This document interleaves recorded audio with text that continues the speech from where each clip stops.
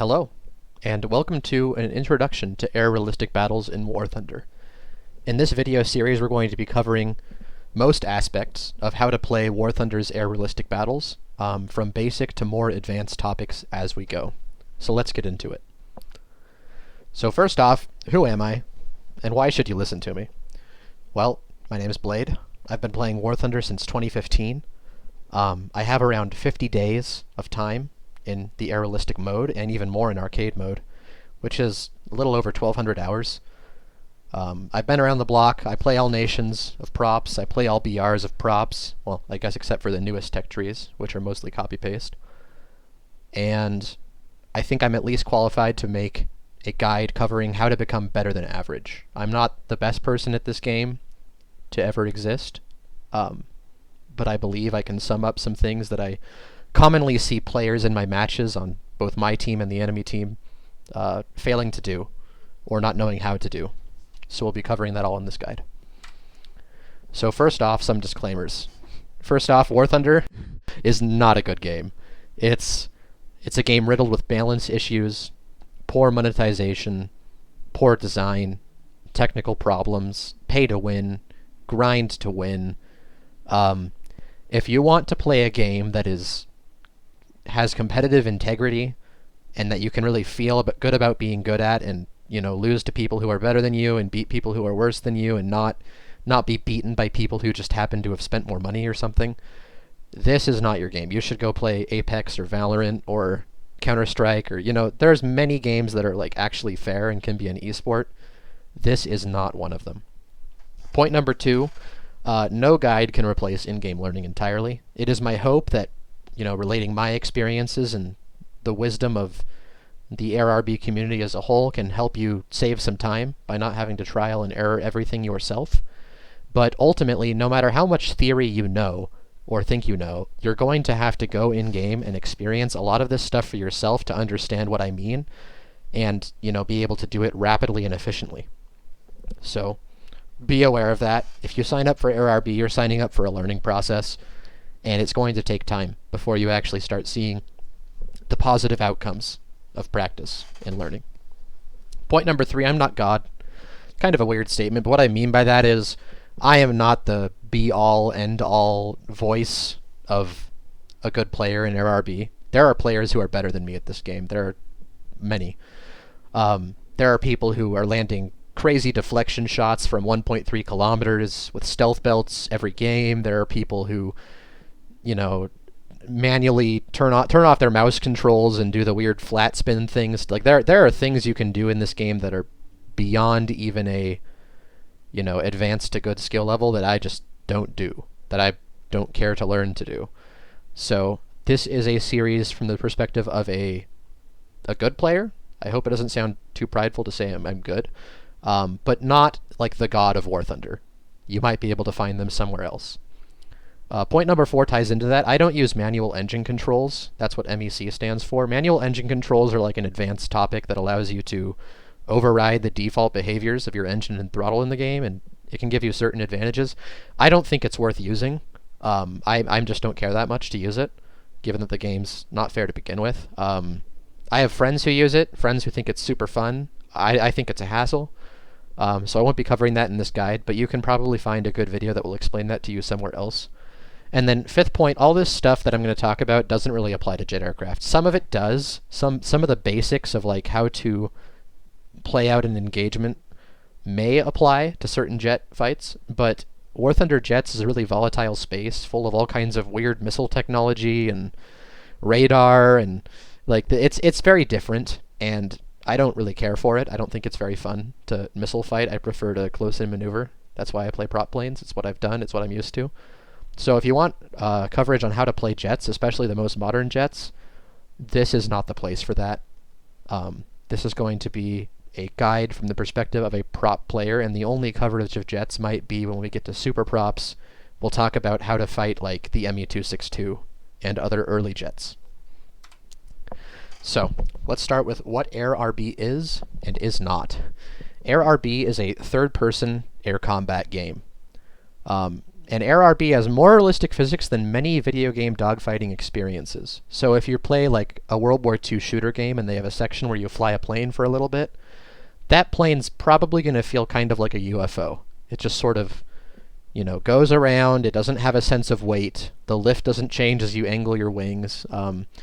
War Thunder Air RB has a physics engine that's closer to a sim, where you actually can really feel the weight of your aircraft and the changes that come with different aerodynamic states and speeds and altitudes and engine settings. So it's a third-person game. It's semi-arcadey, but it has more of a weighty physics engine, and that's kind of the main appeal, I think, for most of the people who play it, is that you can apply aircraft's real-world capabilities, do in some way translate into the game, and you can use certain tactics that actually are based on real properties of aircraft in flight. Air RB is also a punishing single spawn mode with limited ammo and fuel and long downtimes. If you play a 20-minute Air RB game, you're probably only actively fighting enemy players for like 4 to 5 minutes of that. And that might even be a highball. There are long times when you're climbing to altitude, or cruising between fights, or cruising back to base, or cruising back from base to the battle again, where you don't really do anything. You're just kind of going in a straight line at a good angle and waiting for things to happen. And if that's super boring for you, this may not be a game to play for you. I don't mind it too much because I like looking at my airplane and listening to my music and just hearing the engine sound, and I just kind of find it chill. But if you want to constantly be engaged in combat, this is not the best mode for that. There's downtime, and a lot of it's downtime. A few more points about what Air RB is not. Air RB is not actually realistic. It's more realistic than like War Thunder's arcade mode, or like the plane section of some other, military game maybe. But it's not anywhere close to as realistic as like a proper cockpit simulator, or, I mean, heaven forbid, an actual air combat dogfight. Some people like to get really uppity about how cool they are because they play air realistic and they're like so realistic. Like it's still really arcadey. It's much closer to like War Thunder Arcade or World of Warplanes than it is to what World War II pilots actually did. It's not that realistic. So this isn't a good place to look for, like, I don't know. I'm not sure why you'd want to play this. If you wanted to play something historically accurate, you'd probably go play like a DCS or something if you wanted that. And then, kind of tying back to my point about Air RB or War Thunder not being good, Air RB is not a balanced game. No matter how skilled you become, if somebody just has a stat-wise better plane than you, you might just lose to it. Or you might just lose to a random flak explosion in the middle of the map that spawns directly inside your pilot's head. There are many things about this game that are imbalanced. Be aware of that going in, or it will become apparent to you no matter what, once you have spent time here. And then Air RB also suffers from game design issues like base camping, mid-map flak, ticket drain dependent on map especially. There are many things in this game that are just a design issue, even if they're not like a pure PvP balance issue, that will bother you, or might bother you. So, all part of the disclaimer, be aware that this game has issues. It's got problems. Anyway, now let's talk about how you should prep to actually go into air realistic battles. The first thing you should do to prepare is to change your default controls. The default controls are okay, but they have some major weaknesses, and the most important weakness that the default controls have is they don't have a convenient way to manual elevator. Or maybe they do. I think simplified controls don't, but maybe the default for RB does. Anyway, make sure you have a key that allows you to manually pitch your nose up and down. Something that moves the horizontal moving part on the back of your tail called your elevator. What I would do is when you press S, have your nose go up, and when you press W, have your nose go down. Like your vertical axis that you use to do loops or to start a dive should be tied to easily reachable keys. And the reason for this is that if you turn by just moving your mouse, like if you just look towards the enemy and your plane follows your mouse and turns, that's kind of a slow turn. It's like a slow, careful turn dictated by the mouse aim where it's trying to be as smooth as possible. That is not the tightest or fastest possible turn you can make. And if you're fighting somebody in a similar plane to yours and they use manual elevator and full push their nose up, and then you use your mouse only, they'll beat you. Like, you cannot turn as tightly as you can with keyboard on mouse. So you need to be able to manually hold down a key to turn, because that is the fastest possible turn. And then you use your roll and your mouse to adjust a little bit as you do so. So make sure you have that set up. I'll probably put a demo video in here, a little clip or something. All right, let's briefly cover what manual elevator is, how to do it, and how to set it up. So when I go into my controls in the aircraft section under movement, this is what I am talking about, the pitch axis, and I recommend the down arrow be W and the up arrow be S. Your control scheme may have WS as throttle. In order to enable pitch on WS, you will have to move your throttle somewhere else. I recommend left control and left shift, kind of like crouch and sprint. You know, control lowers the throttle, shift puts it up. That's fairly comfortable for most people. But you could move your throttle to whatever you want, or honestly even use the mouse scroll wheel only for throttle if you were really so inclined. Anyway, let's take off.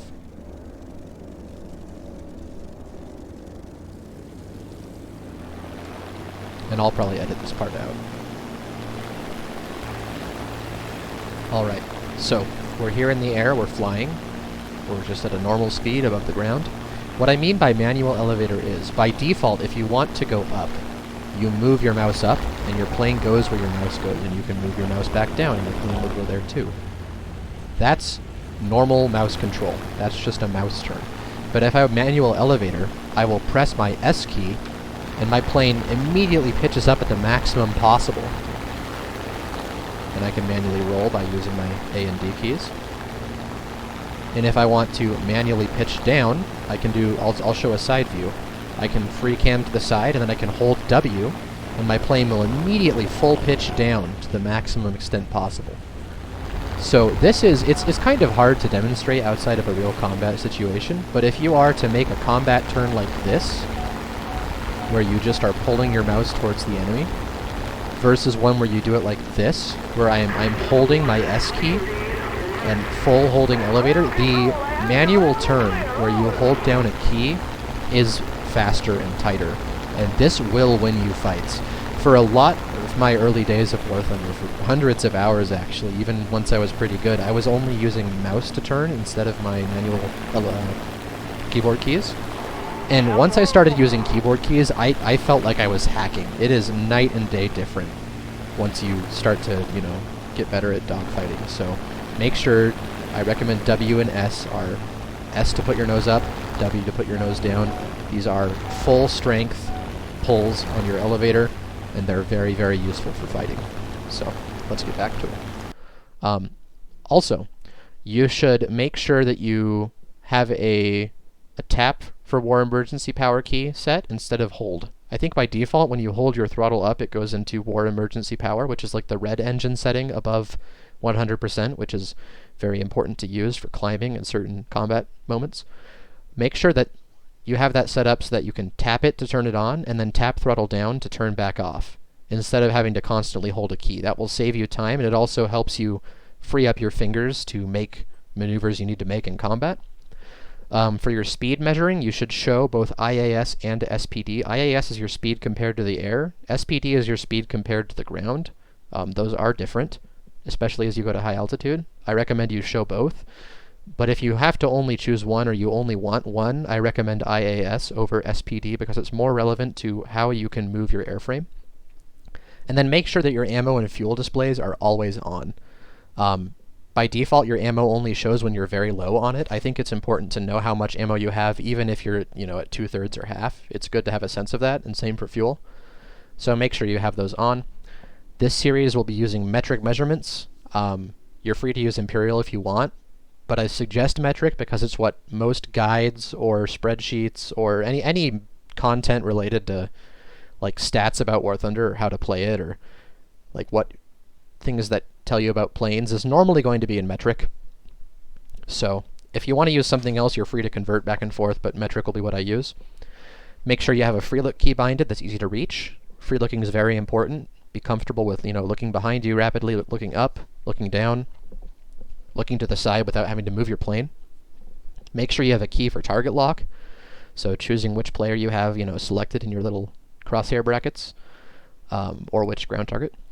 Make sure you have keys for flaps. The defaults, I believe, are the bracket keys, but you might want to bind this to a mouse button or some keys that are easier to reach when you're having your fingers on WASD. Make sure you know how to turn your engine on and off. You normally don't have to turn your engine off, but if you do accidentally press your engine ignition key, you need to know how to turn your engine back on. I know early on I used to sometimes accidentally press my I key or my ignition key and turn my engine off in the middle of a fight or something, and then I would just die because I didn't know what to press to turn it back on again. So know what your ignition key is. I think it's, given that you could lose, 5 to 10 minutes of your time that you spent flying out somewhere if you accidentally press it, I think it's worth knowing.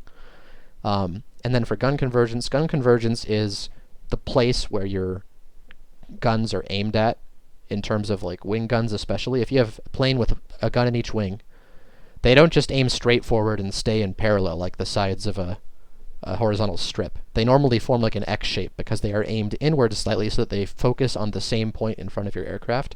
It's like if you were holding a pistol in each of your hands and you were trying to aim at a small target, you'd have to aim each of your 2 pistols inward slightly. That's basically gun convergence. Normally you want that to be somewhere between 400 and 800 meters. It depends on where you tend to engage, your gun type, your preference. Pick whatever number you want. I like 400. I think it's comfy. I like to get close to people before I shoot them. But try not to be, just don't go too close. Don't go to like 200, 150. Like those are really too narrow of convergencies. They kill your ability to do long range shots. So pick something between 400 and 800 to start. And then vertical targeting is a setting that makes your guns aim slightly upwards so that they don't drop off as much relative to your convergence point. I like to leave it on. A lot of people I know like to have it off. It's a preference thing, but just to know which one you're using and then stick with it. If you have it off, you have to aim a little bit above things when you shoot at them. If you have it on, you don't have to do that as much, but you do have to adjust in other ways if they are further or closer than your convergence point. Either one has a downside and an upside. Pick one, stick with it. You will become used to it over time. Prep number 2 is to choose a tech tree. So I recommend playing a major nation in this game. And by major nation, I mean something with a big extensive tech tree that had like a big real-life presence in World War II and therefore has a lot of like well-known and well-implemented airplanes. So Japanese, Italian, British, Russia, Germany. Those are the 6 I would consider major. Some people would probably only consider British, Russian, German, America to be major. That's a matter of opinion. But basically, you want to choose something major, and then you get to choose a level of ease here. I think for most new players, it's easier to play airplanes that are good at turning than airplanes that are good at something else besides turning, or that have more subtle attributes. So Japanese, Italians, and British, they all have at least one line of aircraft that are strong at dogfighting. And so you can just play with turning as your strength, and that's a fairly comfortable play style if you're new, compared to being strong at dive speed, or strong at rolling, or something, harder to utilize like that. You're free to play whatever tech tree you want. I'll be teaching how to fly all styles of prop aircraft, regardless of if they're turning focused, retention focused, climbing well, those are kind of nebulous focuses, but you get my point. I will be teaching every aircraft flight style, but I recommend choosing more of a dogfighter turn focused type if you're brand new and you want the thing that is easier to execute. You can still go really far with them, you can still do advanced stuff with them. You'll probably have more fun if you pick more than one tech tree. You could do something like, I don't know, Japanese plus Germany to get a variety. You could do Japanese plus British to have 2 different types of turn fighters and guns. The more planes you fly yourself, the better you'll understand what your enemies are flying, because you'll have experience with how they feel and what they can do. And then I don't recommend premiums. I'll avoid flying them in this guide. Premiums exist. They range from garbage to overpowered. There are many. We'll talk about them more when we get into the video about how to consider your matchups and what you should be aware of when you're facing off against certain planes. We'll talk about premiums as an enemy, but I'll avoid talking about them as something you're flying yourself. But you'll be able to extend, your learning with tech tree planes into premiums, because all, general boom and zoom tips will apply to a premium 190, general dogfighting tips will apply to a premium Spitfire, and so on. Now we'll move along to the skills needed for basic air RB. And skill 1 is just how to fly at all. So how to fly any aircraft, and specifically a fighter, in War Thunder's air RB mode. So I'm going to cut to a video here where I go over a basic demo and a custom flight of how to fly and how to land and how to take off. But if you already are comfortable with this, and you might be, if you know how to take off, how to land, how to turn, you can do all that stuff without ramming yourself into the ground, skip this section entirely, and just go to the next part of the video, which will be about how to actually engage in a fight. This is intended for people who are brand new and aren't even comfortable with those things yet. So let's get to that video. Hello, and welcome to a brief guide on how to fly an aircraft in War Thunder's realistic mode. I'm going to go into a test flight here with the Spitfire Mark IIA, but these tips will apply to any prop fighter. Realistic Battles is set. Let's get started. When you first spawn in air realistic mode, in a test fight or in an actual game, you will be sitting on the runway with your engines started but on 0% throttle, your gear down, and your flaps retracted. And what do I mean by gear and flaps? Gear is the name for the wheels underneath the plane. This is landing gear. People just call it gear. Most planes have retractable gear that can go in and out of the airplane. Some very early planes may have fixed landing gear that does not retract, such as the Ju-87 and certain biplanes. The flaps are an extension that comes out of the wing. I'll show you flaps here. That's a landing flap.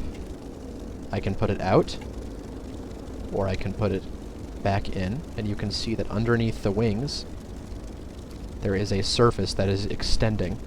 The role of flaps is to increase lift by making your wing more curved. It directs more air downwards, it increases the lift, it basically optimizes your wing for a lower flying speed than normal. And these are used either when taking off or landing, although generally it is possible to do both of those without flaps, if you so choose. So, let's begin with how to take off. To take off, you want to keep this circle designates where your plane is trying to go, this hollow circle, and the crosshair shows where it's currently pointing. So if I point my circle over here, the plane wants to go that way, but it can't, it's not even moving. But you want to keep this circle, which is your plane's intended destination, you want to keep it up in the sky, somewhere above the horizon, and ideally somewhere like honestly around where it's normally pointing at the start is generally fine, although depending on the plane, it may be here, or it may be there, or, Have your intended point circle somewhere in the sky, and then begin to throttle up. You generally don't need to deploy flaps for this, but if you want to make this process faster, you can choose to have your flaps out. I think it's simpler to not use them, normally, on most early prop fighters. So we're throttling from 0 all the way up to WEP. You can see in the top left, we've gone, our percentage is 100%, and then into WEP, and you just keep your mouse slightly in the sky, and once your plane is going fast enough, it will leave the ground. And at this point, you should just keep your mouse, your intended destination, above the horizon, and continue to climb. Now, once you're done taking off, and you've gained a gap from the ground, you should put your gear away. This may happen by default if you have the auto-retract setting, but you can also press G to retract your landing gear. If you do not do this, not only are you creating more drag for yourself on your airplane, you also have a chance to break your landing gear off by going too fast. So make sure you put your gear away. And if you don't do it, you will see a warning once you get going fast enough that says high speed retract gear. Here, I'll show you. That warning looks like this. High speed retract gear, you've got to put it back away or it'll break. So if that warning pops up, immediately press your G key, or whatever your landing gear key is, to put it away. You want to make sure your gear's not out unless you're in the middle of landing or the middle of taking off. Okay, so we're in flight. How do we fly? Well, the easy way to fly is just to move this in destination circle. I want to go here, I pull it there, you can see some little bars behind it showing kind of the force of the pull. And wherever I pull it to, the plane will try to find a flight solution that maneuvers its nose onto that point. So this is how you aim, this is how you do a lot of like fine-tuning. It's especially useful for aiming and like fine maneuvers, but it's not actually the fastest way to turn. And the fastest way to turn is by instead using your keyboard keys. So you should have already bound your elevator, which is this back flap, the horizontal one that goes up and down. That's the elevator. And that's most planes turn faster elevatoring than they do in a different direction. So I could turn my plane by using my rudder, by like leaning to the side here, and you can see the vertical tail flap, kind of like the fin of a shark, like the tail fin, the central one that goes up and down. That thing is pivoting to the left, and my plane is now keeping its wings fairly flat and slowly turning to the left. That's a terrible way to turn. You don't want to do that. You can see, even if you just drag your mouse over, the plane leans into the turn. And from the perspective of the pilot, if you were sitting in the pilot's chair, this is like you're going up. You know, it's going up towards the top of the pilot's head. You're pulling elevator. This is the most efficient way to turn. This is the way that you can turn the fastest. It's the best for combat. So when you want to implement a combat turn, either use your mouse and let your plane start elevatoring, or you can roll towards the place you want to turn to and then hold down your keyboard key, in my case the S key, and the S key is what I recommend. That corresponds to a turn, and in this case it doesn't even matter what my mouse is doing.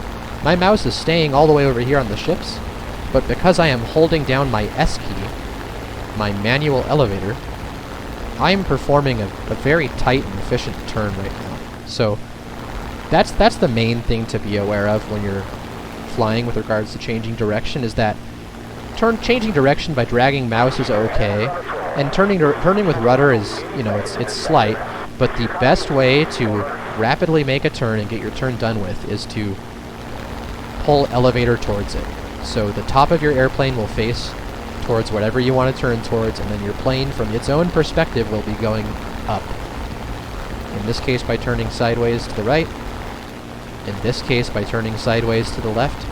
Elevator is the fastest way to turn for practically all prop aircraft in War Thunder. Alright, so, turning. What else should you be aware of when you are flying an aircraft in War Thunder? Well, you should be aware of your speed, and what your speed means. There are two possible ways to die that are related to your speed, and this is not a death by a player's guns. This is not a death at the hands of some enemy. This is a death from your own error. And those two ways are a stall and a wing rip. And they happen at opposite ends of the speed spectrum. So, first off, a stall is when your speed becomes so low that you can no longer sustain the lift needed to fly. I can demonstrate a really easy stall here. Don't do this in your battles. If you turn your throttle all the way off, and you just keep angling your plane up, so now we're not using our engine at all, we will stall out here.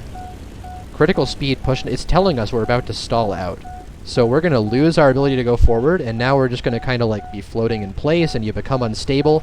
Now if I want to turn, I can't turn. I can't do anything. It's like, until I start gliding down enough to gain speed back, I'm helpless. I'm floating. And if you stall and you're too close to the ground and you don't have time to push your nose down and, you know, turn your engine back on and regain speed, you will just die. So don't ever let your speed go. I would say probably below 200 kph is like the threshold for most prop aircraft. You don't want to be getting your speed below 200. Some planes, you know, are better than others, but like don't let yourself float like this. You know, don't stall, because if you stall, you either have to commit to recovering from it, which is a very predictable and easy to kill motion by any enemy, or if you're near the ground and you stall, you will just die, because during that flop down recovery motion, you will impact the ground and it will be over for you. So that's a stall. And next I'll demonstrate a wing rip. And this will be something that I probably demonstrate by actually dying, because it's kind of hard to understand if you don't actually die from it. So I will climb for a bit here, and I'll edit this next section of the video out. I will see you guys when I am at high altitude. Okay, alright, welcome to an altitude of 4.3 kilometers. This should be a high enough altitude to demonstrate a wing rip on a Mark II Spitfire, I hope. So, simply put, a wing rip is the other main aerodynamic way besides a stall that you can kill yourself. It's pretty easy. It's when you go so fast that your wings rip off, or a part of them rips off, or something happens to your airframe that, caused by the extreme speed or the extreme stress you're putting it under, that just breaks you. And this is something you definitely want to avoid in Air RV, because if you wing rip yourself and you crash, you can't respawn. It's the same as if someone killed you, and we don't want to be dying. You lose if you die. So, a wing rip is basically caused by going too fast. So the easiest way to go too fast is to dive too sharply and for too long. And the wing rip speed varies by airplane. So when you see your speed meter go into the red, and it should be shortly going into the red here. Yep. Reduce speed. My wings are shaking. I need to stop doing that, because if I don't, look what happens. I exceeded 760 and my wings ripped clean off. This can also happen if you are going fast and you pull a very sharp turn. Even if you are not at your wing rip speed, it may be possible, depending on your airplane, to break your wings by overturn stress, but that's fairly uncommon. The main thing to be aware of is, if you're diving and you start to get a reduced speed warning, cut your throttle and pull up. Get out of it. Even if you think you might be able to scrape a kill out of it, it's not worth ripping your own wings off to try and go for a kill. Pull out of a dive if you see the reduced speed warning. It's different for every plane. And it can be honestly anywhere between 600 and 900 for props. It's quite a wide range, but something to be aware of. There is also a third way to kill yourself in Air RV by misflying or mishandling your own aircraft. And that way is engine overheat. This will take a second to demonstrate, so I'll again cut to once I can see my engine temps. Alright, so you can see here in the top left we have some new yellow numbers that have appeared under our ammo and fuel counters. What's your status? We're on course, on time, and on target. Everything's fine. How are you? And those are the oil 1 and water 1 temperatures. These temperatures indicate that fluids inside your engine, or sometimes it'll even just say ENGN for engine. Basically, things are getting hot. Things are getting hot in the front of your plane, in the place that's generating all your power. And this will become a problem if you let it continue. So yellow means they're heating up just a bit, orange means they're moderately hot, and if you see red, that means they're getting hot enough to damage yourself. So if you press O or whatever your X-ray key is to see your own layout of your airplane, this boxy thing here in the front is your engine. If you allow your temperatures to go into the red, your engine will start taking damage, and it will eventually stop working entirely. And even if it's only damaged, it lowers its power a lot. And this will, stop you from winning fights and all kinds of stuff. So, engine temps are a complex subject, and there are ways to manage them, because there's a trade-off to be made, right?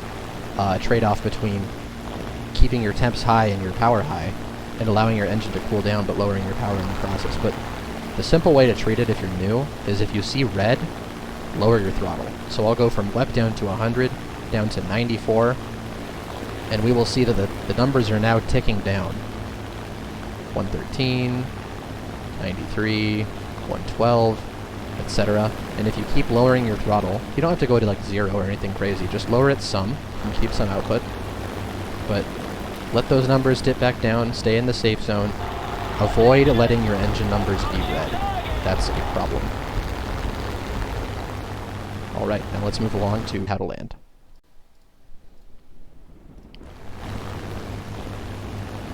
Alright, let's now talk about a good ending to any flight, which is landing.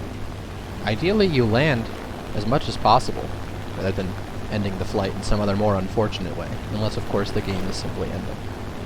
So, for landing, you need to do 3 major things. You need to position yourself so that you approach the runway. You need to lower your speed, and you need to deploy your landing gear. And those last 2 go hand in hand, because again, if you go fast and you try to put your gear out, it will tell you, put it back in, it's going to break. So how do we lower our speed and also make sure we end up lined up with the runway? Well, there's a few ways. The simplest possible way is when you are far away from the runway, you simply start cutting throttle like mad. Like you go all the way down to 50% to 40% throttle, and you just let your speed reduce. Like if I fly straight at 40% throttle, my speed is just going down. This is a very gradual and honestly not very efficient way to lower your speed, but it can also be comfortable. The problem is though, here I am at the runway, I'm still too fast. 320 is still too fast for this plane, so now I'm forced to throttle back up and go around and try again. A much faster way to lower your speed is just to turn. And this goes with lowering throttle. You can do both, lower throttle and turn. But the main thing you want to do is the main thing you want to avoid when doing this is don't go too slow. Don't go so slow when cutting throttle and doing your turns to slow yourself down that you stall. So stay above, 220, 210, 220, 200 kph. But it's totally okay to like go down to 70% or so engine and just sort of like wiggle your wings around, fly in an S shape, whatever you need to do to get down to like somewhere a little over 200 kilometers an hour. Like I can just do this forever. You can just kind of float on partial throttle and partial turns, and you'll get more of a sense for this as you do it. But the easiest way when you want to go from flying normally to landing is to just get towards one end get somewhere near an end of the runway and just kind of do a couple of loops in it. Like not loops, like donuts. Like just fly around a bit. Lower your throttle, lower your speed, get to 240, 230, 220, 210, something in that range. And now that we are slow, we're around 250 and cutting throttle still, now we can put our gear out, and it's not going to tell us, it's not going to throw a fit and say that we're going to break it, because now we're slow enough that it won't break. And from here we can proceed to just fly parallel to the runway and keep lowering throttle. Just sit right over the runway and just keep lowering your throttle. Keep lowering it. Keep lowering it. Keep lowering it. And eventually your plane will just settle on down. And then just let it settle.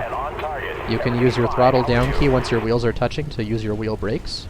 Don't overdo this though, or your plane will tip forward. But just, let your plane settle. This is something that will require practice. No amount of me explaining it in the guide will give you the sense and the hands-on feel of actually landing a plane in-game. But the general principle for landing, the easiest way to do it in my opinion, is to go near one end of the runway, use a combination of turning and lowering throttle to get down to 200-ish kilometers an hour, and then just settle in for a nice comfy landing. It will take practice. You can practice it in test flight without having to pay repair costs or having other penalties of actually crashing in a real air RB mission. I recommend test flight first if you're not capable of doing this yet. But landing it doesn't need to be complicated. I didn't even use my flaps there. I could have used my flaps, but most planes don't actually need to. You just get your speed down to 200-ish, fly up to the runway, and then just gradually make contact. The shorter the runway, the harder this is. If you are in an air RB match that has a short and a long runway, totally acceptable to always go to the long runway even if the short one is closer, if you feel that the short one has a risk of you crashing, because you're not ready for that kind of short stop. So, anyway, that's taking off, flying, turning, stalling, wing rip, engine overheat, and landing. Those are the main aspects of flying that can cause you trouble, and how to avoid having trouble with them.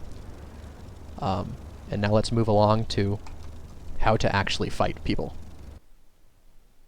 Alright, so now that we're familiar with how to fly an aircraft in War Thunder's Air RB, let's talk about the reason we fly, generally, which is to shoot down enemies, and win games, and earn rewards, and see cool explosions. So, flying an aircraft, I called it Skill 1, but it's more like a prerequisite, or like the chapter of reading your professor assigns you before day 1 even begins. This is really the first and primary skill of an Air RB player, is to take and win a basic fight against another human who is in their own virtual aircraft. So I've chosen to break down the basic fight into 6 phases. Other players may have different opinions on this. I think you could rightly have more or less phases in the steps of how this works, but this is how I've chosen to break it up and how I'll be explaining it for now. Each of these areas has subcategories, and there are many, many topics related to War Thunder's air combat that could have their own video, that will have their own video later on, if I get around to it. But for now, we're going to talk about the bare basics as a newer player regarding how to shoot down a fellow enemy who is in the same air RB match as we are. And these 6 steps are as follows. Reach a position of advantage. 2. Initiate an engagement. 3. Get into a firing position. 4. Aim and fire. 5. If the target is still alive, decide what to do next, and you'll notice there's a note there that this one's a little bit complicated. And number 6, once your target is down, move towards your next position of advantage, effectively returning to step 1. So, let's talk about each of these a little bit, and then we'll go into some live examples. So, reach a position of advantage.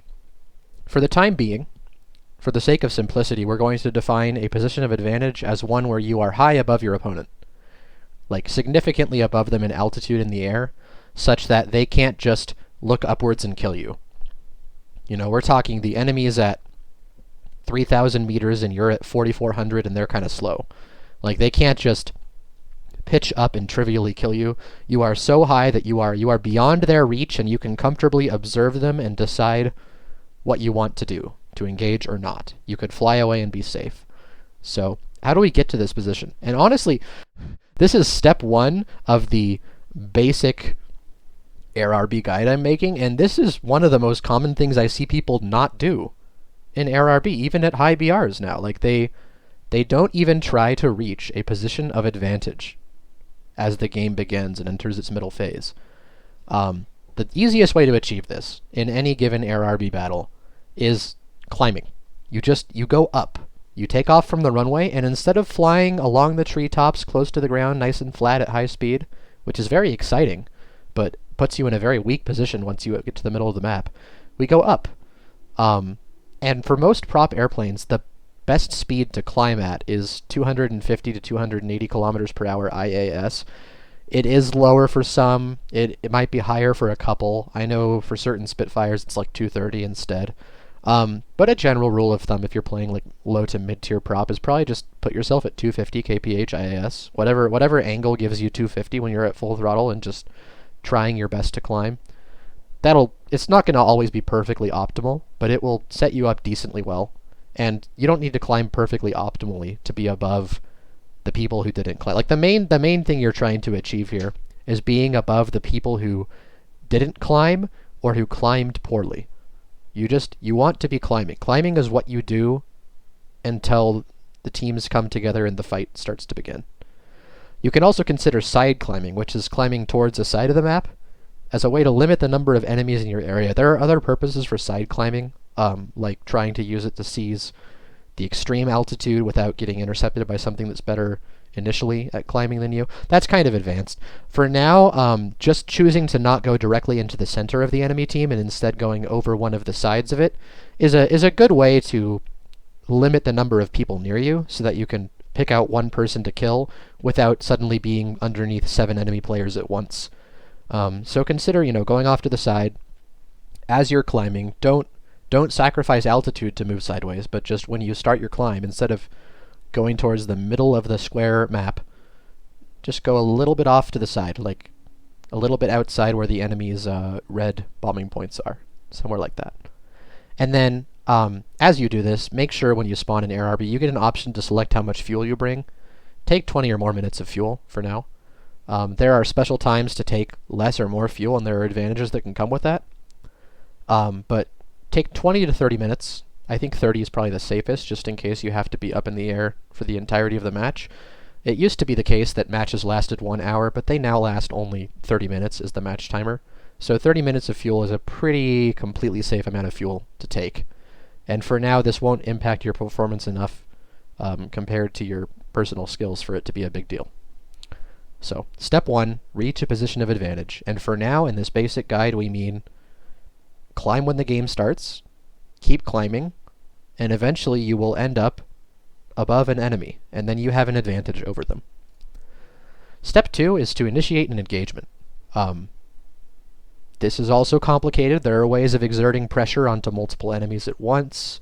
What even counts as an engagement is a little bit hazy, given that good players can react when you're well over 10 kilometers away to your positioning, depending on what they're in and what they think you want to do. But for now, we mean select a target that's below you, that you have an advantage over, that you believe you can safely reach, and move towards a firing position. So this is the phase when you've decided who you want to kill, but you're not close enough to actually hit them with your guns. And many things can interrupt this phase, like another enemy approaching, or the target you intend to attack suddenly doing something unexpected, like diving, or, being killed by someone else, etc. But the main concerning thing you don't want to allow to happen during this phase is a head-on. And a head-on is where the enemy faces the nose of their plane directly towards you, assuming they're a fighter with guns that face forward. And they shoot at you, and you shoot at them, and then what normally happens is you both die. And in the worst case, only you die and they don't because you didn't aim properly.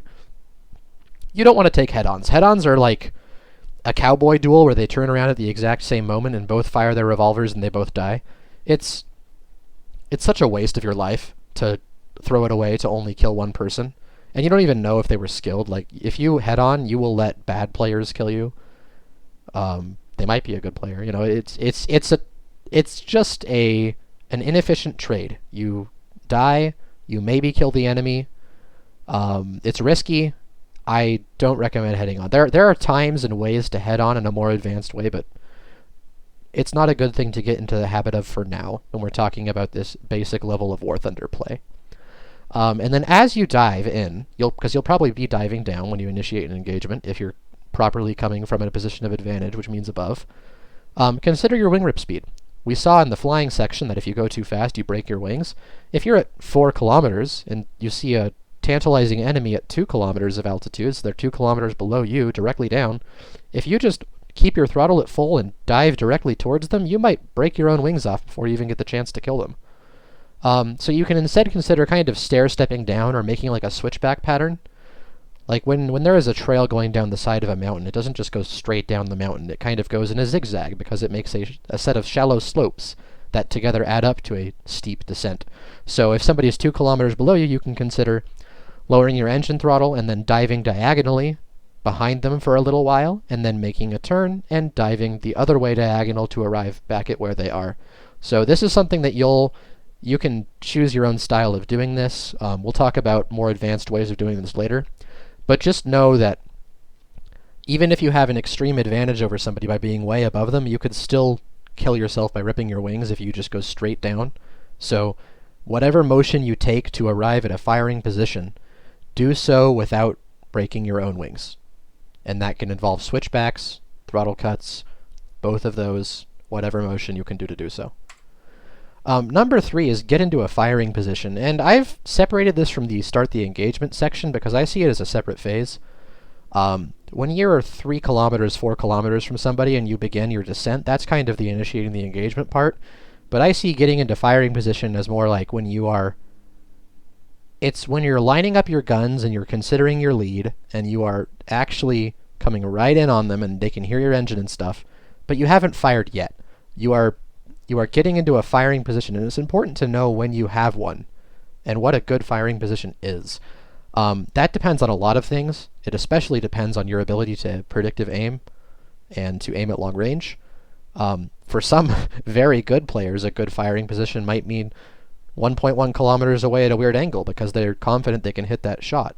But if you're new and you've maybe played some arcade mode and you know how to aim some, but this is RB and you don't get reloads and you want to have a good firing position, I think for now it's best to be within 800 meters.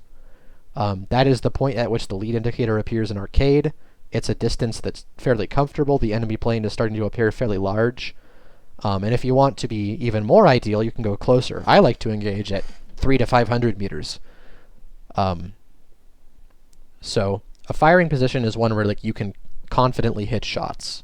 You know, you're definitely within a kilometer of the enemy. You're lining up on them.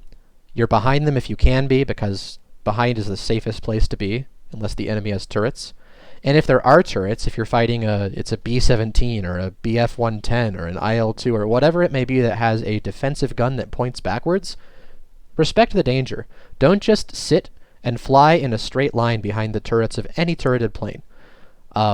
Because if they're a decent player, they will go into turret view and manually kill you, or damage you at least.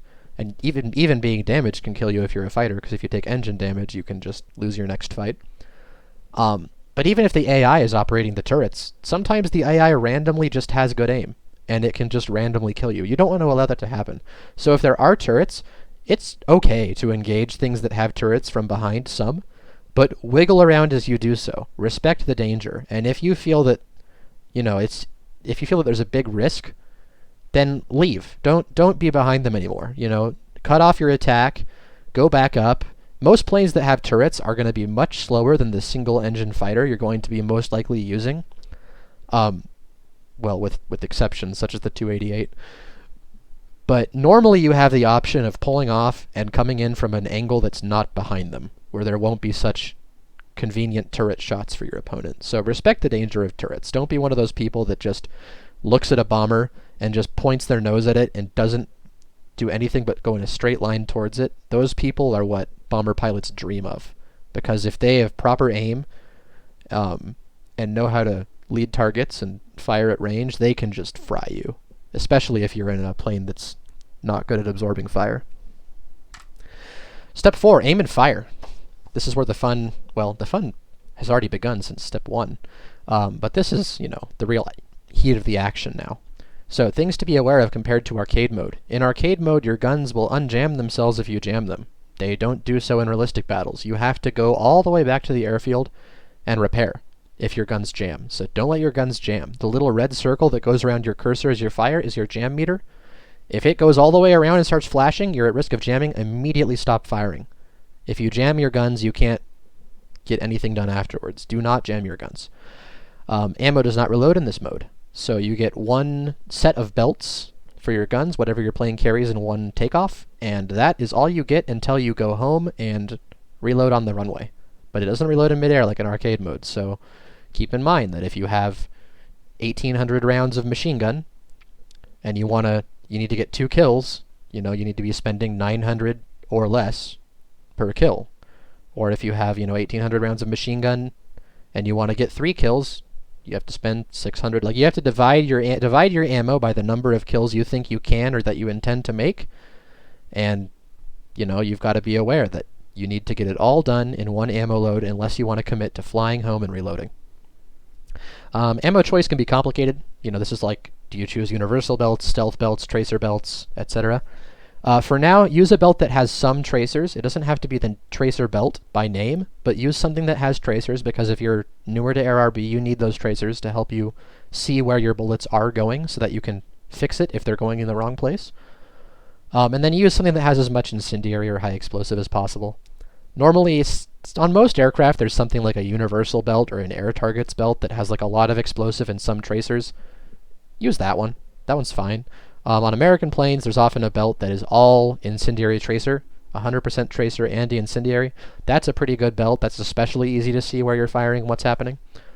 But yeah, something with tracers and something with, I guess we just call it spicy ingredients. Incendiaries, explosives, fragmentations, stuff that makes things die. And if you're having real trouble with aim, like if this step of the process is your weak point, like you have no issue climbing, you have no issue choosing someone to engage and getting close, but you're just like wobbling all over and you can't land shots on somebody even if they're not moving too much, consider playing arcade mode instead for a while as an aim trainer. Because in arcade mode, when you lock onto somebody, you get a reticle, a little indicator in front of them that shows where you should aim to land your shots. And arcade mode has very different flight physics from RB, but the speed of the guns and the approximate speed of the planes is similar. Much of my aim comes from arcade. Like the fact that I've played a lot of arcade means that when I see somebody flying sideways at 0.6, I almost like imagine the arcade lead indicator and where it would be for them and then estimate there, and it normally kills. Like, it's Arcade is a great way to practice aiming, especially if you're new to like air combat games and the idea of having to lead a target significantly due to gun velocity. So no shame in going to play 100, 500 arcade matches to get really strong aim before you decide, okay, now it's time for RB. Arcade's a fun mode. It's got its own problems, but so both modes have problems. Neither of them is that realistic. Go ahead and play arcade if you think you want aim practice. It's a great aim practice. Kind of counter what I said before about ammo not reloading, but don't worry too much about conserving ammo. I know I said you could try to ration it out, but if you have a choice between finishing somebody off with all your ammo and not finishing them, but saving ammo for some nebulous later engagement that might not happen, I would just, send it. Like, don't jam your guns, but it's more important that you achieve the kill and get something done for your team that helps the match be won, than you, like, trying to be stingy with every little burst of ammo and as efficient as humanly possible. Just, you can be generous with ammo. Just be aware that it is technically limited. But for now, it's better to err on the side of using too much and securing the kill, rather than using too little and not getting the kill at all. And then, you don't have to be an aim god. I'm not. My aim is very mediocre. I can get extremely strong results in air RB, not because I have amazing or like super insane aim, but because I set up engagements where I set myself up to have an easy shot by maneuvering. And that's a valid playstyle. You can be an aim god if you want to work on it. If you want to become one of those people who can do the super long range snipes and stuff, more power to you. You'll do so well. But you don't have to be. I think the bare minimum is that you can kill somebody who's in front of you. You can kill somebody who's flying sideways or up or down. Like you can lead targets going in basic directions. And then some ability to kill somebody in like a mid turn or like like a rudder turn or whatever. Like some advanced aim can help you, but you will develop this all by practice as you play games. You just have to be capable of aiming. It doesn't have to be insane. Just whatever basic aim you can learn in a few dozen games of arcade should be enough to get started. And then when you're out of ammo, well, you're not really able to do anything. Immediately look for an escape. Immediately look to go back to your airfield and reload. Don't mess around. I used to, when I ran out of ammo, sometimes try to like ram people to kill them since I was out of bullets. And I'm like, oh, it's the only way. No, just go home. I mean, if you have no escape possible, you're definitely going to die on your way back. Actually, I won't say that. I won't endorse ramming. I won't. I think to develop good habits, you should always intend to play engagements such that you live and win. And keep trying for that even if it seems hopeless. Because you will eventually, if you keep doing that, you will find ways to turn things that seem hopeless around and win. But yeah, aim and fire. This is a long, complicated way to sum up the idea that you just aim in front of the enemy target and fire without jamming your guns. This doesn't have to be that complicated. I'm just talking about some considerations. Step 5. This is the complex one, or one of the more complex ones, and I can't really cover it in full detail here because this is heavily dependent on your own experience. But for now, if you know you are in an airplane that's more of a dogfighter and is very good at turning, better at turning than your opponent, you can stay in the fight. Like if you dive in, you try for the shot, they don't die, they're not on fire, you failed to kill them, you have a choice, right? You can try to leave, or you can turn around and stay in the dogfight, get stuck in a loop with them. I would say, if you know you're good at turning, you're in a Spitfire, you're in a Zero, you're in a G55 up against Americans, you're in a F6F up against a 190. Like, if you know you turn better, you can stay in the fight. And you can finish them. Just go around, it's like in the movies or whatever, like in Star Wars. This is like typical dogfighting proceeds from that point. You're both looping around each other, and if you turn better, you will be able to loop harder and get behind them again and just shoot them, and they will die. But if your plane does not turn better than your enemy's in a biplane, and you're in some, heavy American boom and zoom aircraft, then dive or climb out. So use the speed you got by diving in on them to leave. And that can be either zooming back up to get back to altitude and resuming your, normal climb. Or you can keep going down at a high speed to get out of their gun range quickly. Or you can do both. I mean, you can go down to exit their gun range and then climb once you're well over a kilometer. For now, it's fair to consider anything over 1 kilometer from an enemy plane as safe.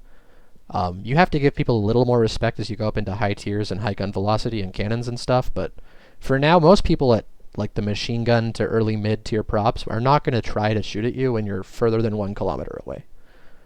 So, if you turn well, stay in the fight. If you turn worse than them, dive or climb out, whichever is safer. And again, this is one of the things that takes a lot of experience. You will have to practice doing this on your own and realize what movements do and don't allow you to escape from an engagement without dying yourself. You will learn by experience this kind of thing. Then step 6 is, once your target is down, move towards your next position of advantage. Normally these lobbies are anywhere from 8v8 to 16 versus 16 in War Thunder Realistic. You're probably not going to win by just killing one person, unless your team is super good. So, if you've killed a guy, you need to think about how you're going to kill the next one. So, if you're not really sure what to do, you don't see an immediate fight, anything that you can go help with, just go back to climbing, and maybe even climb towards, I would probably climb towards your own side of the map, because it's safer. Climb towards wherever your teammates are, so they can help you. If there's a fight below you, though, like if you picked off a person at 3 kilometers and there's a massive furball of people going at it at 1 kilometer out below you, maybe you're already there. You're already in the position of advantage. In that case, you can just keep on going down and fight the next person. If you set yourself up right, especially in a plane with a high climb rate, you may be able to arrive at the top of a furball, engage on one person, kill, engage on the second person, kill, engage on the third, as you just step down the altitude of the battle. So if you think you're already in a spot where you can go down and have an advantage over somebody, just go down and kill them. In either case, you're back at step 1, unless, of course, you are low on ammo or fuel. If your fuel's like below 5 minutes, below 5 or 6 minutes, I'd say, or if your ammo is like whatever amount of ammo you don't think is enough to kill somebody with your current aim skill, depending on what the enemy plane is, then just go back to base to refill. Don't try and like if you have like 30 machine gun rounds left in your biplane, and there's multiple, like don't try and be lucky with that or like get the perfect snipe on the pilot. You can just go back to base to refill. Even if it results in, a teammate dying, I'd rather fight a 1v2 with full ammo and fuel than try to take a 2v2 where I only have 30 rounds, and once I've fired for a half second, I'm no longer useful, and I'm already stuck in the fight. So this is a judgment call, but if you're low enough that you're not comfortable, just go back.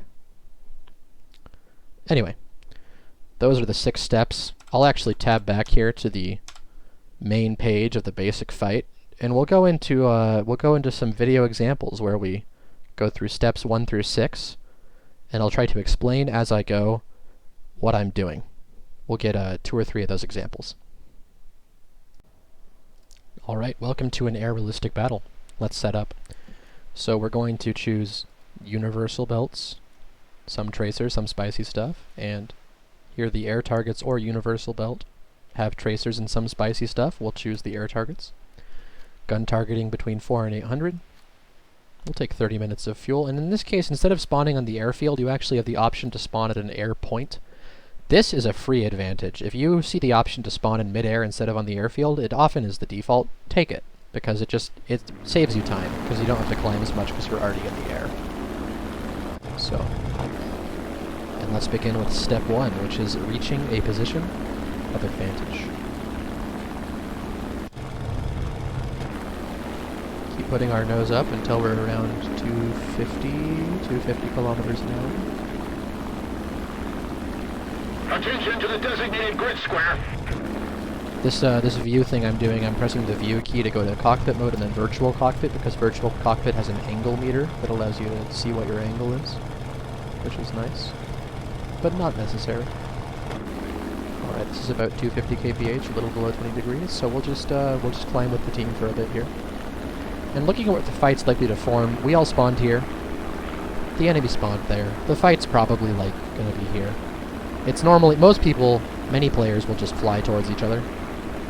And so the bulk of the fight is just going to be normally at the midpoint between two airfields. So we have a choice, right? We can go to the right flank or the left flank to be a little bit to the side of the center, which is safer. Let's choose to go to the left side, because that way we're closer to the airfield we can repair at. We can't repair back here in midair where we started. We have to go to that airfield if we want to repair or reload. So we'll fly a little bit more to the left, just a little bit to the left of where our team is going, and play on that side of the map, and keep climbing. This is like climbing in War Thunder is like the equivalent of like macroing in an RTS game, or getting on a rooftop in Apex Legends, or like setting up behind cover in a lot of shooters. Like it's the way that you set yourself up to have a good fight even when the fight hasn't yet begun. You're just getting into a position that is convenient for you to fight from, and it's way more convenient to be above the enemy than below them or at the same altitude. And even if you are going to be below them, let's say they climb faster than you, I would still rather be a little bit below them and have the option of diving than be way below them and completely at the mercy of when they decide to come down. So we climb.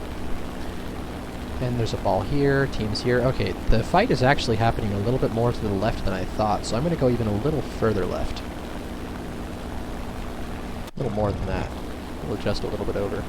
So now we're heading kind of well outside the fight, but close enough to it to be relevant. We're not going like all the way over here. We are still close enough to the fight to be relevant. We're just trying to not be stuck in the very middle of whatever is happening at this point. There are ways to apply pressure to the center of a fight, and it can be very good, but for now, the simpler way to get started with this game and learn to do things is to don't be in the thick of it. Try to help out in a non-risky way. Alright, we're close enough now. I would say when the targets fighting are like starting to be, 7, 6, 5 kilometers, etc., you start to get to the point where it might be time to think about going in. New things appearing. Okay, we're well above those guys. Let's actually wait for those enemies to pass under us here. Because ideally you want to wait. There's like 6 enemies left. We see 6. Okay, we know where everybody is.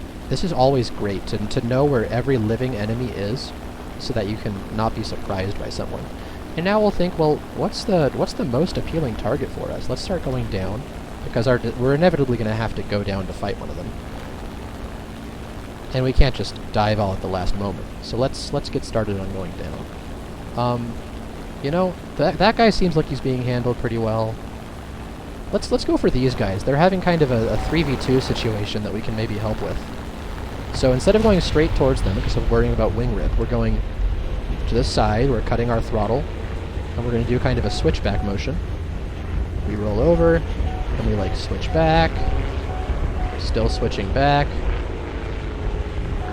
Our throttle is at 0 because we're worried about ripping our wings. Oh, and we're overshooting. That is fine. If you overshoot, go back up. And you can just loop around. And look, now we're coming in on a really convenient course to fight this guy. So we're now we've gone through phase 2, initiating the engagement, and we're now approaching our firing position. Once we're at around 0.8, we're going to open up. Aim ahead of the guy. Aim a little bit ahead. A little bit more ahead. Can we kill him? We can kill him. We just aim a little ahead of him, and we spent a lot of ammo there. That wasn't the best aim I've ever had. That was actually pretty concerning aim. But we got him, because and that's okay. Well, now target's down. Step 6. Next position of advantage. It looks like we're already in one, because there's only one enemy left, and he's already being attacked. So we'll go ahead and dive in, although I highly think it's very likely he will die before we even get there. And he's gone. There are no enemies players left, and so we win. At this point, well, you can do whatever you want. You can fly in circles. But if you wanted to have a good habit here, the good habit would be even after you won to... You could, keep climbing. Because if there were another enemy, I would go back to climbing and just gaining altitude again and getting into a good position to engage from. But that was a pretty textbook example of a basic fight, where we reached a position of advantage, initiated an engagement, did some switchbacks to bleed speed to not rip our wings as we got into a firing position, and then aimed and fired. So, pretty open and shut 6-step process there. Hopefully, I might have accidentally done some maneuvering that looked confusing, but hopefully that wasn't too crazy and demonstrated the concept well. Alright, welcome to another Air Realistic Battles lobby. Let's go ahead and targeting distance is fine, fuel is over 20, belts with some filler and some tracer. If you only have the default belt, that's fine too. Like, I know that this game is full of grinding and upgrades. Don't think that you need to, that the default belt is somehow doesn't work. I mean, it's often less damage, but it's not as big of a deal as you might think. We'll pick universal though. So we're on step 1 of the basic fight. And the moment we spawn, we're on step 1, which is intending to reach a position of advantage. So we'll take off and climb. Negative. And you don't necessarily, if I waited to spawn because I was explaining things, and we're behind the team as a result. Normally you want to spawn as soon as it's available, as soon as you're ready. So here, the fight will probably happen in the middle. We're going to go a little bit off to the left. Actually, we went left last time. We'll go right this time a little bit. So like there. And just keep putting your nose up until you're kind of stable at 250-ish kilometers an hour. It will change as you go up. You have to adjust as you go. Attention to the designated grid square. Excuse me. My team is spamming chat commands. Awesome! Always a fun thing to hear. You can disable that, I think, in settings if it annoys you too much. Although sometimes the commands do give you useful info.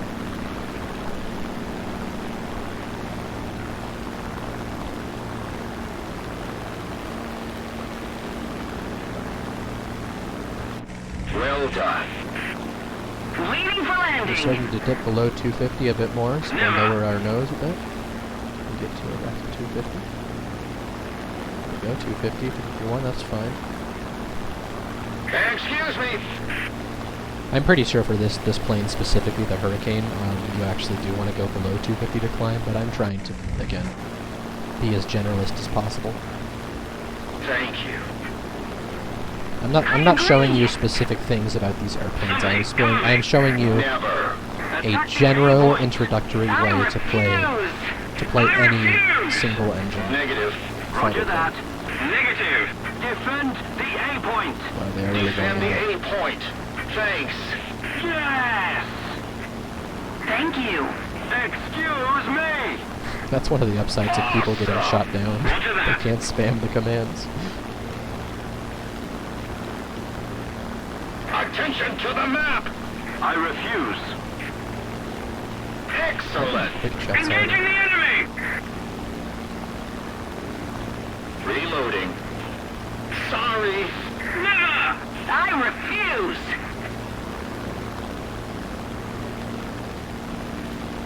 Keep climbing. And this is, like I said, the downtime of War Thunder. Affirmative. Besides listening to our team spam the comms, we're Affirmative. not really doing much. We're just making sure that we're climbing in a reasonably efficient way and waiting for things to appear. In the meantime, we can look at team rosters. We have 2 bombers, a lot of fighters. A good number of our fighters are climbing. Guide on me. It's a Cover me. 12v12, a medium-sized lobby. There's a MiG over there. Okay, so we're starting to get enemy contacts, and this is roughly right where I said it would happen, right at the midpoint between the 2 runways. The most impatient players appear first, at a relatively low altitude, and they're all in the middle. And so I'm actually going to turn towards the middle, because I'm pretty far out to the side here. And that's a big chunk of their team, most of it. Maybe close to all of it. So I'm not going to find anybody out here to take an isolated 1v1, at least that's not very likely. So I'm going to instead opt to head inwards and get over the main center of the action, or at least closer to it. And we'll see what we can do. Going below 250 kVH, let's lower our nose a bit again. The enemy's getting closer to victory. And notice how they're all below me. Like, many of these planes, P-39, etc., climb faster than me. Like, they could climb faster than me if they had chosen to. But they chose not to. They chose to fly at a more shallow angle and get into the middle of the map faster at the expense of being below me and also below a fair few of my teammates. So even though it's scary to see all those red names down there, we are all favored against them because we have height and they don't. They can't come up to us easily, but we can go down to them basically whenever we want. So we'll just keep waiting until I find a sufficiently basic target to engage. Something low risk.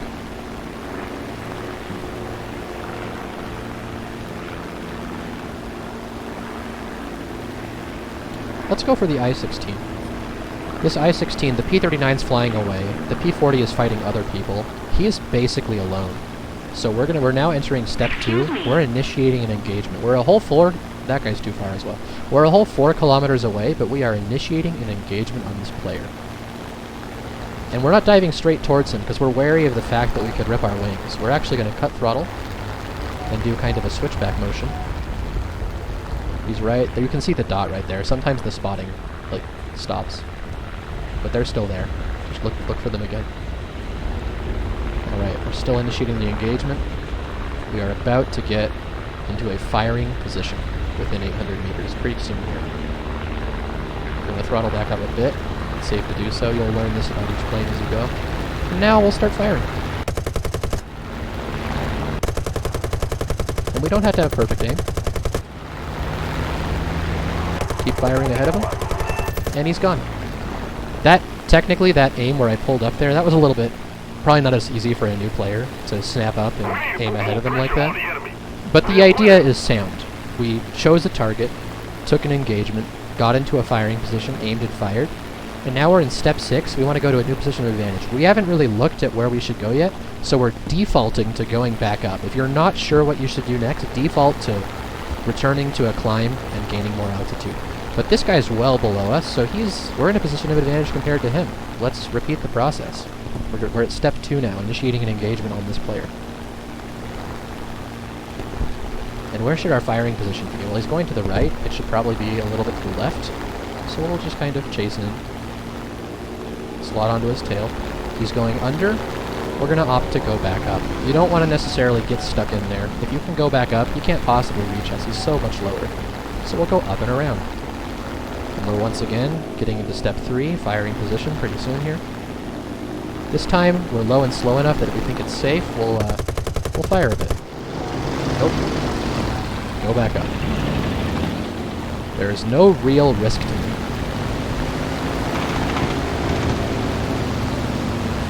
He tried there. I mean, a better player there might have managed to get shots in. But this guy is not that person. We can just loop around and we're easily able to kill this guy. Again, a little bit of a harder aim solution, aiming below his nose like that. A little bit less than basic aim. But if you keep repeating the process of going up, going around, staying in the dogfight, I happen to know that a Hurricane, at least with combat flaps and with a speed advantage, turns better than a Yak 1 there. So I would know that it's fine to take that turn fight. You may or may not have that game knowledge at first, but I still think it demonstrates fairly well our basic process. So now we're at step 6. Target's down, next position of advantage. Let's go back into step 1. We're currently in kind of a neutral position compared to this MiG-3. Similar altitudes. We're both trying to climb. This is mixed. But do we have an option to fight somebody? That's a bomber. That's not very relevant to who wins or loses. We'll just go ahead and take this dogfight, but we don't want to take the head-on. So instead of the head-on, we're just gonna peel off downwards. This is where the manual elevator is very good here. Again, this is a little more advanced than I was talking about. Got some flap use, but we're just turning with him and we're not accepting the head-on. And now we can go up and just shoot at him, and he will die. The maneuvering I did there, where I dipped under his nose, is something we'll talk about in defensive techniques. It is a little bit outside of the scope of this first video. But I'm trying to make this series quickly, and with not too extensive of a time investment, since I have stuff to do. Frankly, this game isn't that fun for me anymore. So I'm going to go ahead and leave that in. You know, that was no longer an example of fighting somebody we had an advantage over. We came from even altitudes and speeds, and he just made the mistake of accepting a turn fight with me. After I dodged his head on, but that is technically not an example of the basic 6-step killing somebody you have an advantage over process that I've been describing in this video so far. Anyway, as I've been talking about that, we've been climbing and heading towards what appears to be the last enemy player. So it's the last guy. You can see everybody's either dead or parachute. That means parachute means they're dead and spectating. Let's just go in on this guy. If the last player is below you, there is no reason to climb anymore. Just go kill the last player. Clean up the game. And in this case, I think maybe our team will kill him before we get there. We need to put more pressure It's on the fairly enemy. likely. They're winning. But we're making sure not to rip our wings.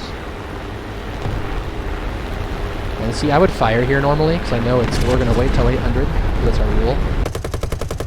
Our rule is wait till 800. And he's already done. I would have fired at 1.1, 1.2 there, because it's a fat bomber, and you can definitely hit longer than 800. But because I said for now 800 meters is the rule, I did not. I don't want to give you misleading habits, or I don't want to mislead you by doing things that I haven't explained yet, and then you think it's something you should be doing early. When you're new, you don't want to be trying for long-range shots that you don't feel confident in. But anyway, good fight. 2 advantage kills, 1 even match kill. That should serve as a solid example for this video. Alright, welcome to another air realistic battle. 20 minutes or more of fuel, some kind of universal belt, a convergence within our range. Let's go.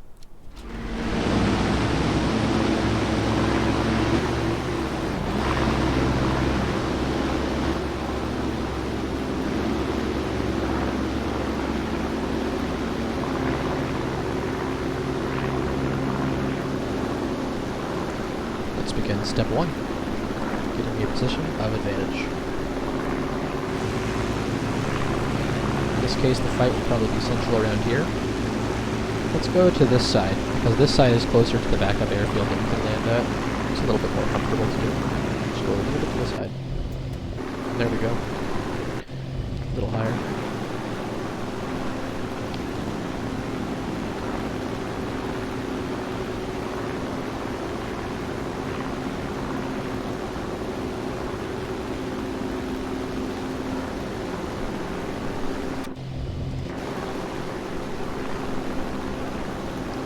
Look a little bit inwards towards the center, just to be aware of what's happening.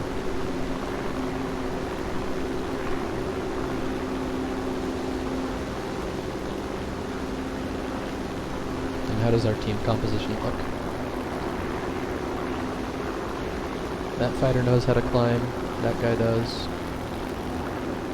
That guy does not, or maybe he has bad upgrades. That one might. That bomber doesn't know how to fly. Honestly, better than the average American team.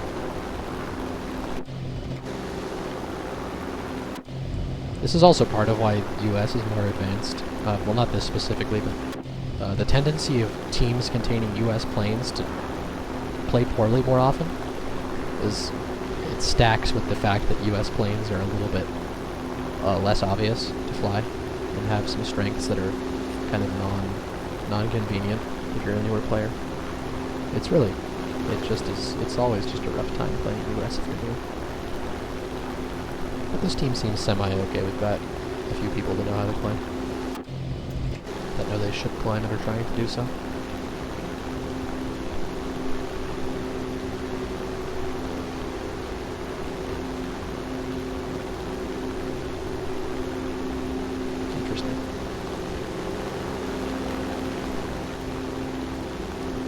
Have strike aircraft high, heavy fighter high, bomber high.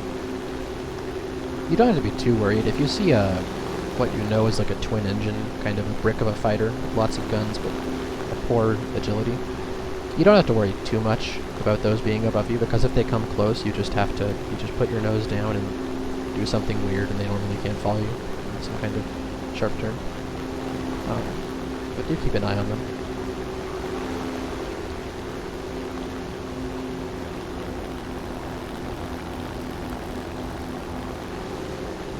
We're a little bit below 250 kph here, so we'll put our nose down a little more. Try and get that up. Speed up towards 250 again. The climb speed for this plane, to be optimal, is probably below 250 outright, but I'm going to stick to the basic principle I said.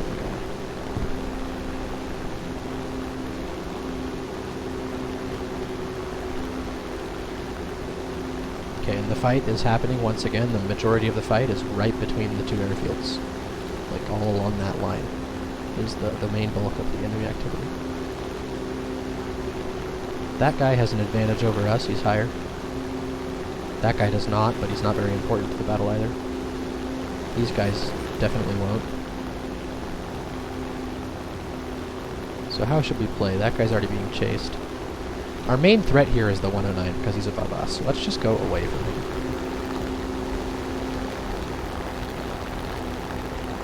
Let's just leave. The enemy's getting closer to victory. So is he going to chase, or is he going to choose a different target? Very often they'll choose a different target rather than trying to gradually get their hands on somebody at a similar altitude to them. Okay, he's gone down, and now, guess what? We do have the advantage. Or we technically don't yet, because he could go immediately back up and retain his same altitude or similar, but he is choosing to commit to being low, so now we have an advantage. Let's move to step 2, initiate an engagement. Who do we want to engage with? Well, he just died. Crashed, actually. Who's appealing to engage? There's a clump of 3. There's a lone J-22 looks very appealing. Let's engage that guy. Moving fully into step 2 here. Let's try to predict which way he'll go. He probably wants to loop back and look at that same bomber again. So let's he's going to go there. Let's just aim at him. And light the fire. Up we go. Very clean. And, well, that's an American plane strength. Being able to just cleanly dive in and out at high speed throughout. It's a solid thing to do. You have the height for it. No way, put that out. Oh, he's got to be dead, though. That happens. RNG. Well. So our target's down. We're back into position of advantage. Step 1. Who do we want to engage with next? Oh, actually something else demands our attention. It is this altitude, this high altitude fighter here. He is a twin-engine aircraft that does not turn very well. So even though he's at a similar height to us, and this is like technically a dangerous thing if he was a fellow single-engine, nimble guy, this is a fairly safe thing to do. So long as we don't accept the head-on. We don't accept the head-on. We turn under the head-on. We leave. Get out of it. Yeah, body work is good. I guess these twin-engine fighters are just built different. No, he's not sustainably that good. He needs a lot of speed and energy doing that. And we're fighting him first, because if we go below him to fight the other 3, we'll have no advantage over anybody. We have an advantage over this guy right now, though. And there he goes. A little bit of a harder shot, but leading the target. Arcade mode will train you how to do that. Now we're already in a position to be an advantage over this J-22, so we'll take it. Aim ahead of him. There he goes. Go up and out of the 190. Do not accept the head-on. Just go up. Just go way up. Are there any other enemies threatening us? I don't know what that was. Was there an ally? I didn't see a red dot. Alright, we're in a safe position now. Well, safe-ish. He could still actually pitch his nose up here. So let's not go directly down towards him that way. We'll go kind of around. So that he doesn't have the speed to put his nose up to us. We turn better than our Fokker. It's one of the few planes, or, well, not that few. One of the planes that P-40 turns better than. So we're going to go ahead and accept a full dogfight here.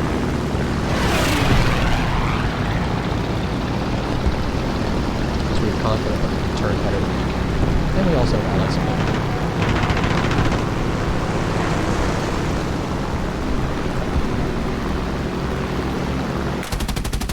Aim ahead of him. Fire. He's dead.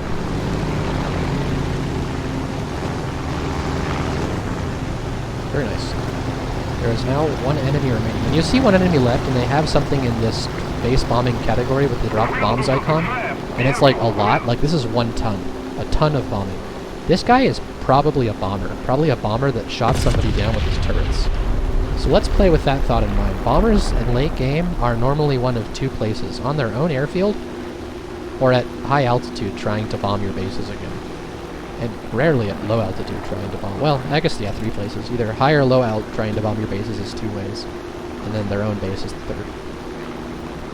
But we're gonna fly towards our own base here, and just sit kind of on top of it, and wait for him to try and bomb it. Because he's a bomber. The responsibility is on him to try and bomb our base.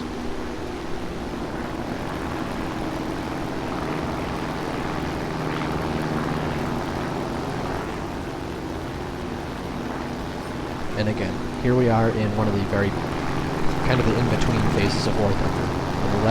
The more boring downtimes. Oh, look at that, we've got a red water temperature in the engine. We're going to go down to 98, let's go to 97% throttle instead of 100. We don't want that to persist.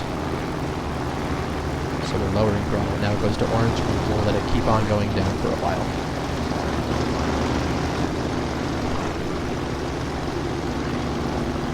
See the bomber field anywhere. Honestly, the way you hunt bombers in late game relies a lot on dot spotting, and that's kind of not a topic I want to cover in this first video. So just bear with me. I'll find a way to kill him. It's not like fighting against a heavy bomber would give us a meaningful example of a fighter-on-fighter engagement anyway. Maybe I'll probably even edit this next part out. The whole looking for him part.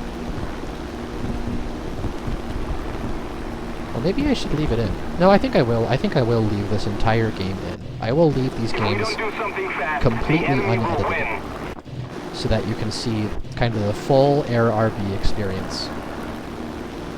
Like maybe if you haven't played much, or you haven't watched somebody play it with the mindset of wanting to keep and hold advantages, altitude-wise.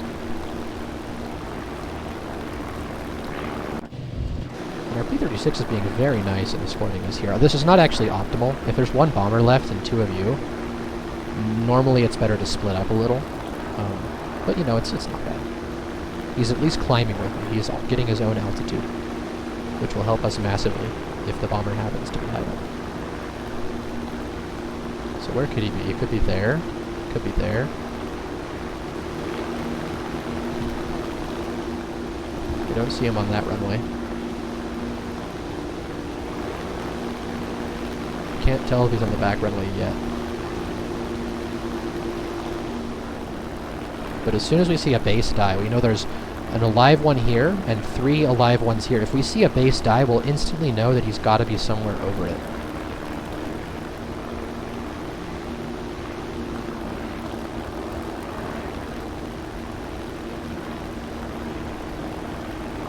Oh, okay, that's dot spotting. I know where he is now. No name tag, but I saw my friendly AA firing at a small dot. There's a small dot inside of my mouse cursor there. The YouTube compression is going to make this impossible to explain properly. But I'll mark it for the team. He's right there. Attention to the designated grid square. I literally see him.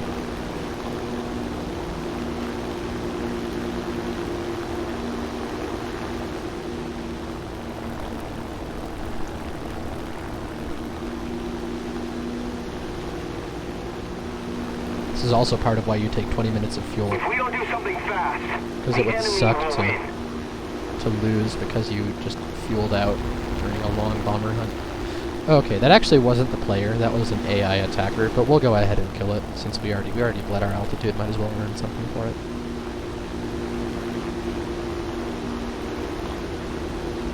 Or maybe it's just gonna die. No, I think it's just dead. Oh, that guy lives. Yeah, it's gone. The AI just killed it. We're back to square one. How long left in the battle? 11 minutes. What a time. Definitely one of the War Thunder games of all time. What could I talk about that would be productive during this time? Well, no part of War Thunder is productive.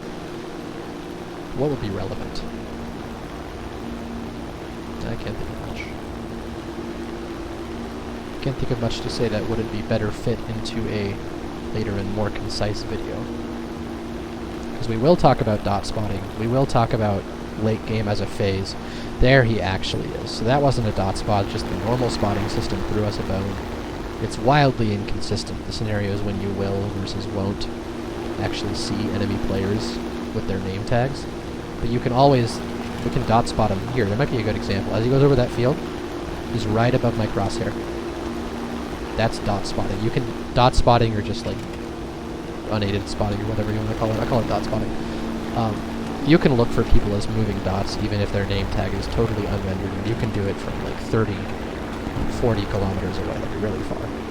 We're cutting our throttle because our engine is getting into red heat, and oh. Alright, hey, here's a good example to talk about respecting turrets. This guy has gun turrets, so let's not approach him from behind. We're going to respect the danger. He is so much slower than us that we don't even have to attack him from behind. Let's fly past him. We'll fly well past him, like way... We're going to fly like way in front of this guy. Like we'll actually dive in front of him. This is a great way to attack bombers in a fairly safe manner. We're going to dive like way in front of this guy because we know he's super slow. And now we'll make a hard turn down to fight him from the front.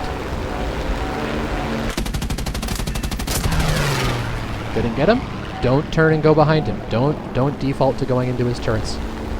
We go up, and we'll fly way, way over him at a safe distance to attack him from the front again. Because he is a bomber with lots of guns that points backwards, and we have to respect that. Especially when we're new, and we're not as used to making evasive actions. Respect the bomber turrets. Plus, if he wants to go home after bombing things, he has to turn around anyway. And we have a teammate who might distract him for us.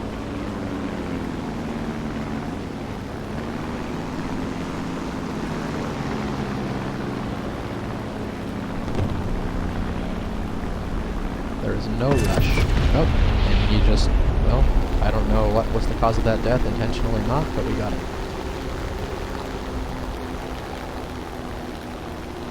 Alright. Decent game. Definitely a longer game. I think close to 17 minutes here. But we'll take that as a solid example of the principles we've talked about in the video so far. Alright. Let's move along to a conclusion. Alright. Let's wrap this up. This video ran far longer than intended. I had this foolish dream of somehow creating a sub-1 hour guide at the start, and we're far, far over at this point.